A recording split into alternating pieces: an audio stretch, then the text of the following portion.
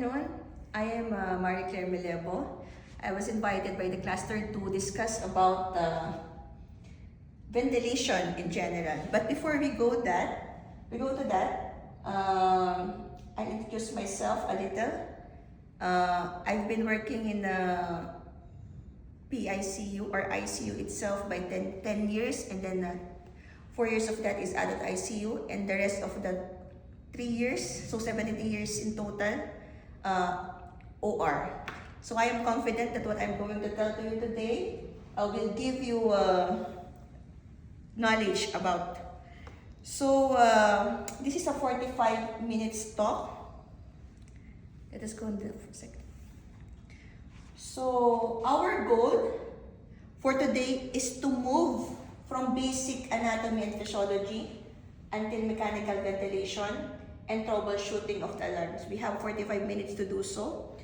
And this is how we should go. It is very fast. So this lecture are not for beginners. Should be, has a little knowledge on mechanical ventilator itself. So on the second slide,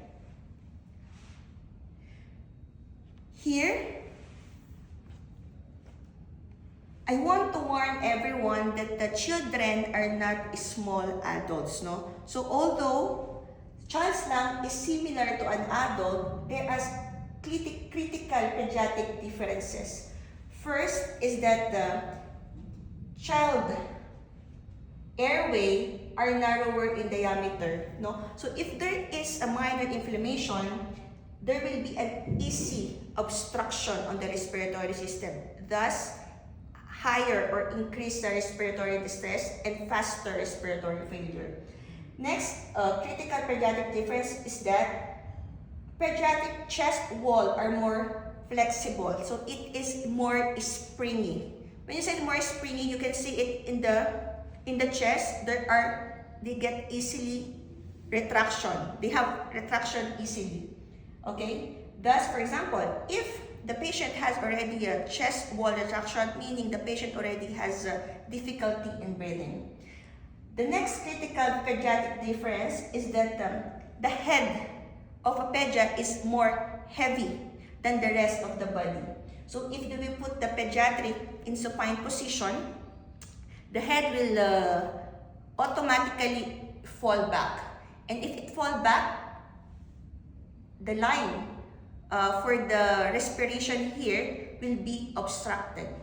So we have to correct it by what? Putting pillow under the scapula.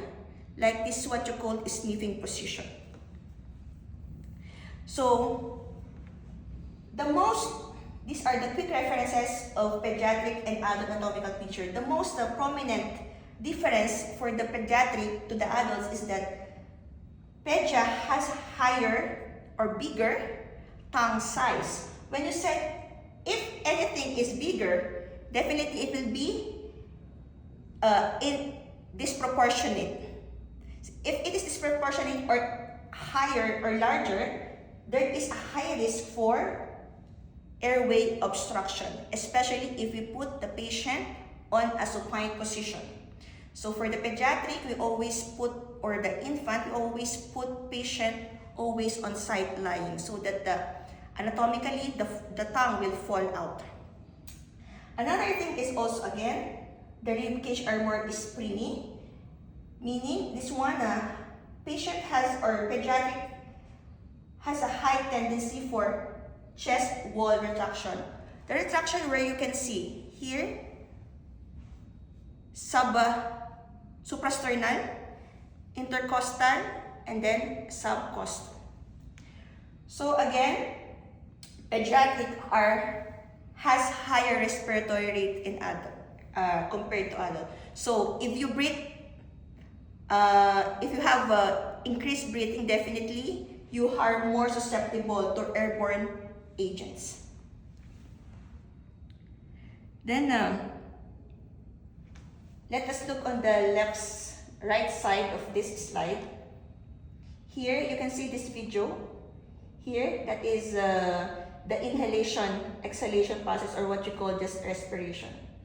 Another thing here, when you scan this one, this is Arabic translation of all of this for our Arabic speaker for them to easily understand. So this one is what you call our physiology, no?